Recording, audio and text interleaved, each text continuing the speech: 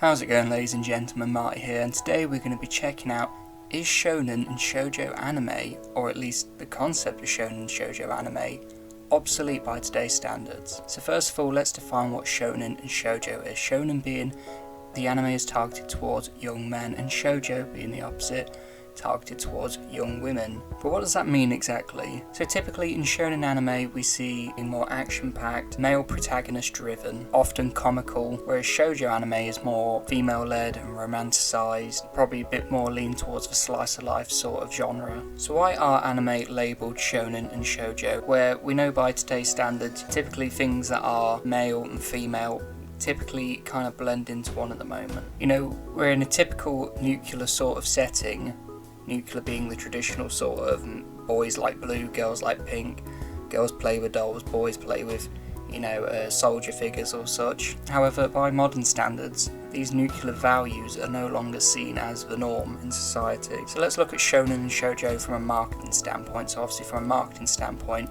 it's important to market things as either shonen or shoujo, for young men or for young women, because if you went on like a show like Dragon's Den, like we have in here in the UK, you went on Shark Tank, which is the American equivalent. When companies are trying to push forward and creators are trying to push forward this manga or anime or whatever they're trying to sell, they need to give a target audience. And if you don't give a target audience, then they don't know who to sell it to, basically. If you went on Dragon's Den, let's say, and they said, what's your target audience? And you said everyone, they would laugh at you and you wouldn't get a deal. From this perspective, yes, things need to be categorised into shonen and shoujo. And let's just remember that the concepts of these sorts of genres, shonen and shoujo, were defined a long time ago and definitely present a product of their time.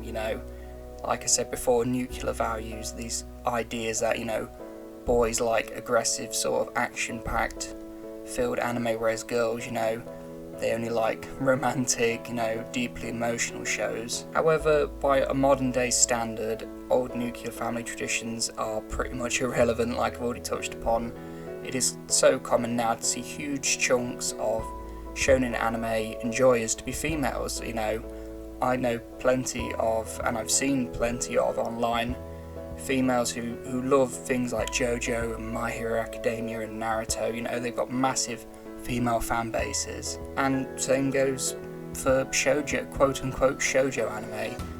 For me personally, one of my favourite animes of all time is Sailor Moon, and I also love shows like Yona of the Dawn and Kaguya-sama and Fruits Basket, and probably even Kobayashi's Dragon Maid by a standard, which is more of a leans probably more into slice of life, but I'd also say, it's kind of that romantic setting. They probably wouldn't target that typically towards shonen, but some of these are my favourite shows. And I know you're saying just because it is targeted towards a certain audience that other people can't enjoy it, but what the point I'm trying to get across here is, do we need these tags anymore, this sort of segregation between shonen and shoujo, or are they quite irrelevant and obsolete to use words like shonen and shoujo when all anime can be appreciated and consumed by anyone regardless of gender? So at the end of the day, is shonen and shoujo, the terms, obsolete or irrelevant nowadays? The short answer is, well, no, and let me explain. So rather, instead of doing away with the terms of shonen and shoujo, maybe these terms can sort of be repurposed and be more of like a umbrella genre or category that defines more of a show that probably encapsulates more than one genre. So for example, typical tropes in shoujo anime are probably romance, encapsulates elements of slice of life, sometimes comedy driven, more often than not probably got a little bit of conflict or action in there that we see in like magical girl shows and so on. I mean, let's take Sailor Moon for instance, just because it's easier for me to explain something I understand myself.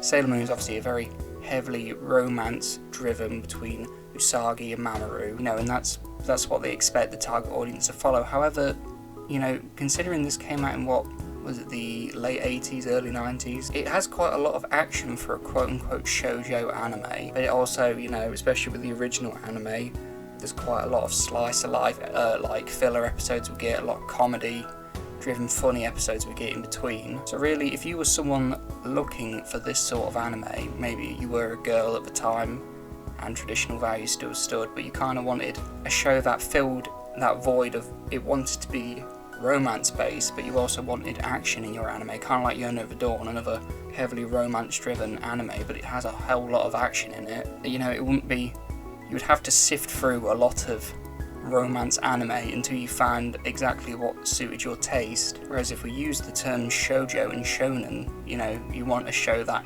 encapsulates more than one genre and make it easier to find, then yes, I think these terms work well. You know, you can have a shojo romance based anime and they can be both very different. I mean, you take Kaguya-sama on one front, which is, you know, quite comedy and obviously romance based, but then you take something like Revolutionary Girl Utena on the other side, which is quite dramatical and quite, you know, serious at times. So what do you think? Do you think we should rethink the terms shonen and shoujo and have them actually be repurposed into a new form, or are you completely happy with them, you know, being for young men and for young women? And I've just been rambling this whole video. Like I say, I'm not saying that this opinion of mine, it's just something that's been bubbling up in my head for a bit.